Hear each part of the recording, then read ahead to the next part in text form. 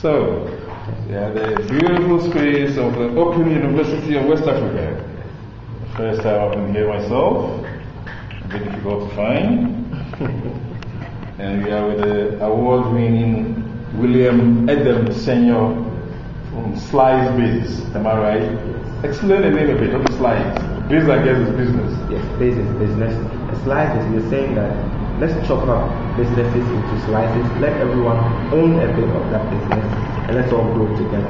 So own a slice, and let's all grow together. Today, one person can't fund a startup, but say 20 people with disposable income can fund a profitable startup, and let a young man employ 10 other young men. Okay, so you've won this competition, a startup competition here in Ghana, and you are prepared to go for a global startup competition. What was the competition like locally? Locally, it was, we would say we were the underdogs from day one, because we were pitching against people who've been doing this for so long, EITs from Meltwater, who clearly know what they do and know how to do, because they are trained by the best. They are probably the best tech hub in this city right now. Yeah. So we knew from day one we were up against the best. So we put in our best, and eventually we beat the best. We beat the best, actually. That's what we think.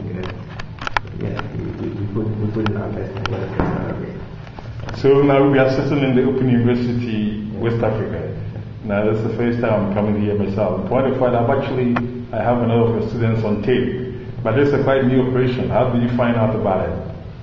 Okay, it was mostly by chance, because I had met my co-founder 2 days before startup weekend. 2? Oh, so the company is quite new? Yes. Wow, okay, go on. Yeah, so we got together over, there was a launch event at the British Council that we met over. We clearly knew we had some alignment of thought, so eventually we became friends. And who is your partner here? Is it Guy May? Heather Cochran, the lady you met. Oh, the white lady. Exactly. Okay, so she's a partner in Slicebiz. Exactly. Okay. She's a co-founder in Slicebiz. So eventually we brought our thoughts together and started work on this. Oh, see, I thought as a Ghanaian man you were what? But so, if I may ask, where is she from? She's from California, I think. And what's her background? She's a social worker, so she has social work background. Yes, she's done. And why was she in Ghana, if I may ask? She's the chief impact officer of Open University. Oh, I see. Yes. So she's with the Open University. She's with the Open University. And because of the interest of the Open University in entrepreneurship, that's basically what drove her to make this project happen. Okay. So it was more like a test case, and that possibly could be scaled to impact all of the students. And you yourself, you are more or less like Greek economist. Currently, I'm now working. I work as a project officer with the Hunger Project, which basically cuts across. We do rural integrated. And the Hunger Project, which gives the award. Exactly. Okay. Now we've scaled up to the rest of Ghana, 5 other countries, so 5 other regions, the Hunger Project. So I'm basically left. I've basically shifted totally from agri to more rural integrated development. So Slicebiz is very much a side business. We're waiting to see the next few days. Wow. Next few days? Exactly. We've picked up so much steam within the past week. It's amazing. It's been amazing. Okay, so from what you understand, the impression I'm getting is that it's not very much technology focused. It is, because everything is going to be web-based. All of this funding, all of this profiling, all of the validation process is going to happen online. Now what you need is essentially a database-driven website, which these days don't need much technical skill to do. So, and then a payment platform for those who want to invest but don't want to go to the bank to pay into an account. So you have to have a payment platform on the website to handle these. Internationally, what sort of operations are most similar to Slicebiz? Okay, the most similar operations right now will be Kickstarter and Kickstarter. But then what Kickstarter and Kiva don't do that we are doing is targeting a niche market of startups, high growth startups. Is there a sufficient population of startups in Ghana?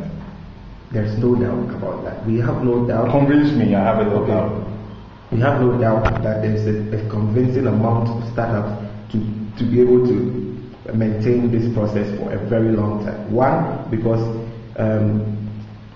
traditionally, the setting up of startups is driven by unemployment mostly. Yes, of course. So exactly. We have a lot of that. And then we have a lot of that. And until we fix that, and there doesn't seem to be any solution in sight yet.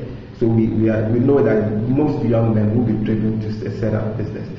And most of them are very smart. We've met them. They are in our circles.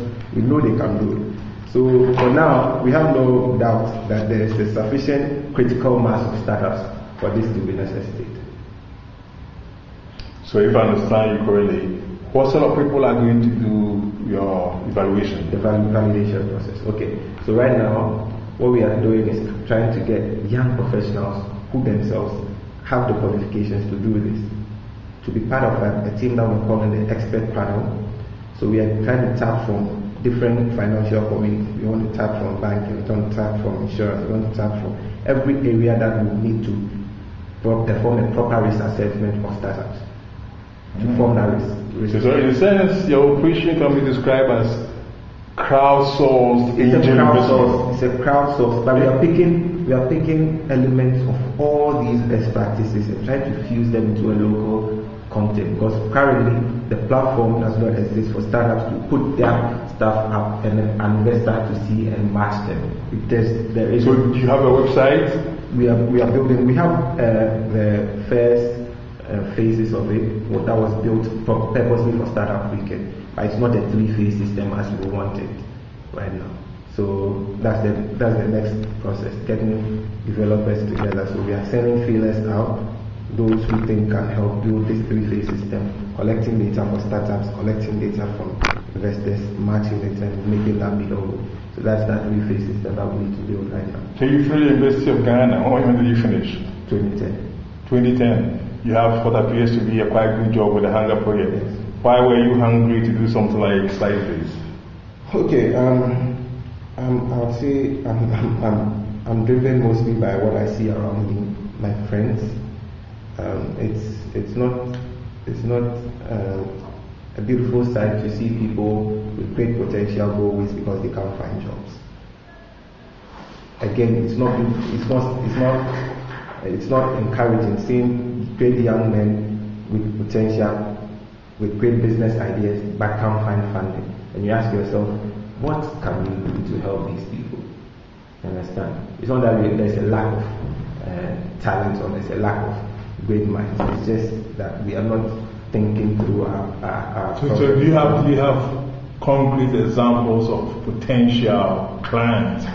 Okay, so we just been entered into the Slicebiz business competition as part of our prize for winning Startup Weekend. So we've crossed all the barriers and entered straight to the final 70. And we've been collecting data from these final 70. And they are what does the 70 refer to? The Slicebiz Business Launchpad competition is a business plan competition for great ideas. Yes. So they sift through, try to do filtering and everything. So what, the database of the people who successfully apply? No, you apply to Slicebiz with a business plan, they assess it, and eventually they pick the first 70, take them through it. How is that connected to Slicebiz? Now we are saying, you're asking if we have examples of potential businesses. Clients. And I'm saying that we started taking data from these finalists, and they have amazing business plans, they have amazing business ideas, and already that core 70 that we've spoken to gives us hope that we are in the right market. Are you at liberty to describe any one of these businesses? Not yet, because they shared information with us. Okay. But then yes, from what we've seen so far, we've not done a thorough assessment yet, but already we know these are great businesses. If I understand you correctly, you won this competition, although the company was started really only 2 days before the competition. Technically, Startup Weekend, you need to pitch an idea, not a company.